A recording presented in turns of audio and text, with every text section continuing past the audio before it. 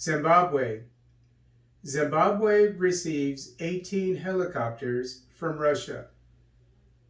On Thursday, May 18, 2023, Zimbabwe received a fleet of 18 Ansat helicopters from Russia at the Robert Gabriel Mugabe International Airport in the capital, Harare. Zimbabwean President Emmerson Mnangagwa, Russian Ambassador Nikolai Krasilnikov, and Russian State Corporation Rostec Director General Sergei Chemizov were present for the reception. According to Africa News, quote, the aircraft will be deploying for policing, wildlife protection duties, and disaster management, unquote.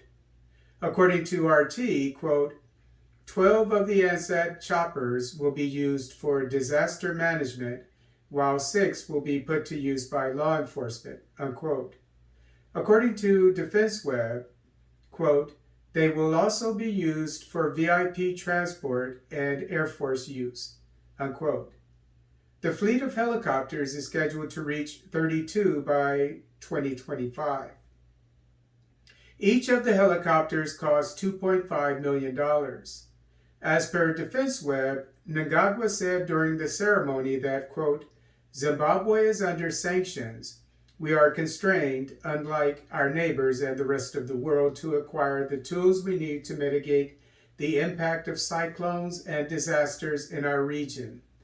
When I talked to my brother, President Putin, he recommended that his company, Russian State Corporation Rostec, produce the type of equipment we want, so we have ordered these 18, unquote. The Ansat is a lightweight, multi-purpose helicopter designed for civilian missions, including cargo and passenger transportation, surveillance, search and rescue, firefighting, and medical evacuations.